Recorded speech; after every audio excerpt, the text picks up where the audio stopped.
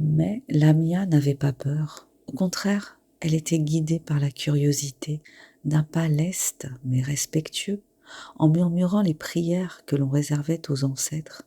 Elle s'était faufilée entre les déesses, espérant les voir bouger, se redresser et lui parler. Mais les blocs de pierre étaient demeurés immobiles. Alors, la jeune fille, le cœur battant d'excitation, avait continué à marcher. Elle avait senti comme un souffle délicat sur sa nuque, un souffle tiède qui l'avait incité à se retourner vivement. Puis, ce souffle tiède, elle l'avait perçu tout autour d'elle. On aurait dit un étrange manteau couvrant son corps entier. Des voix douces, des voix de femmes avaient chuchoté à ses oreilles, lui avaient indiqué le chemin à suivre, la rassurant quand elle le trouvait ardu ou dangereux, car trop escarpé.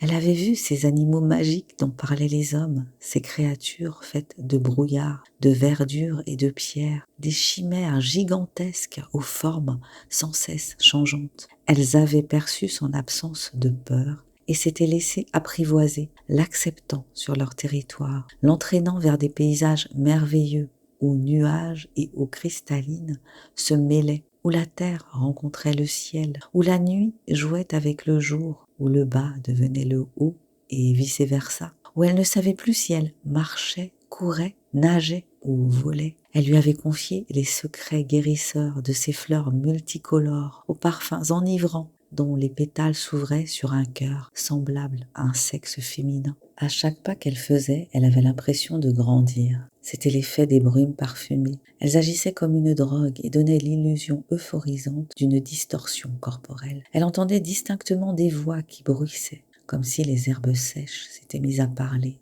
à chuchoter, la conseillant, lui donnant des directives. Elle n'avait qu'à les écouter pour savoir ce qu'elle devait faire. Au village, on l'avait crue morte. On lui avait dressé un autel, celui que l'on dressait pour les disparus. Sa mère s'était cachée pour pleurer, comme le voulait la coutume.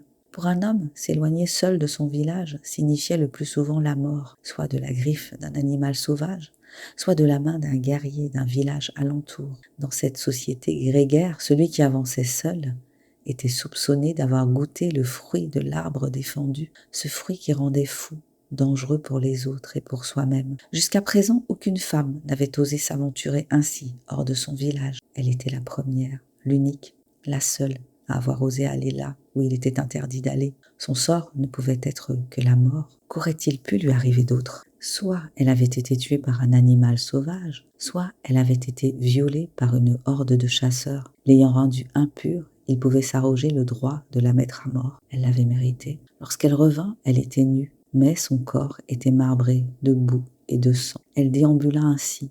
Le sang était celui d'un oiseau qu'elle avait tué d'un coup de pierre. Elle s'en était badigeonné le corps, surtout l'entrejambe, ainsi que les déesses le lui avaient recommandé. Elle connaissait le pouvoir du sang. Les hommes craignaient le sang des femmes, en particulier celui qui s'écoulait d'elles durant quelques jours chaque mois, et qui était, selon eux, doté d'obscurs pouvoirs magiques. Elles étaient tenues de demeurer enfermées chez elles durant cette période. Lamia perçut la peur des hommes avec tant d'acuité et de jouissance que cela valait bien qu'elle ait volé une vie, non pas pour se nourrir, mais pour asseoir son pouvoir. Les hommes du village devinrent fous en la voyant ainsi déambuler, à la fois offerte et intouchable. Ils rêvèrent bien des nuits de ce corps maculé d'ocre et d'écarlate, telle une offrande primitive. Les femmes en furent jalouses. Lamia se dirigea vers la hutte qui leur était réservée. Dans cette hutte, elle procédait à leurs ablutions, conversait, médisant trop souvent au lieu de se soutenir. Elles sursautèrent, s'écartèrent de son chemin, la laissant se diriger vers sa mère, qui l'accueillit avec un cri de soulagement. Puis son regard exprima un effroi qui se mua en fascination. Les autres se tenaient à l'écart, mais bientôt les plus hardis s'avancèrent et commencèrent à caqueter. Lamia ne répondit pas. Elle communiait silencieusement avec sa génitrice, avec cette part de magie qui lui avait été aussi offerte par les déesses de pierre et lui permettait de communiquer avec les enfants dans le ventre de leur mère. Ce lien mystérieux se traduisit par des gestes de douceur. La mère prit soin de sa fille, la lava en la cajolant, comme si elle était encore toute petite. Elle l'oignit ensuite d'une huile parfumée. Voilà, c'était la 3e partie de ma nouvelle Les larmes du géant. À bientôt pour la suite.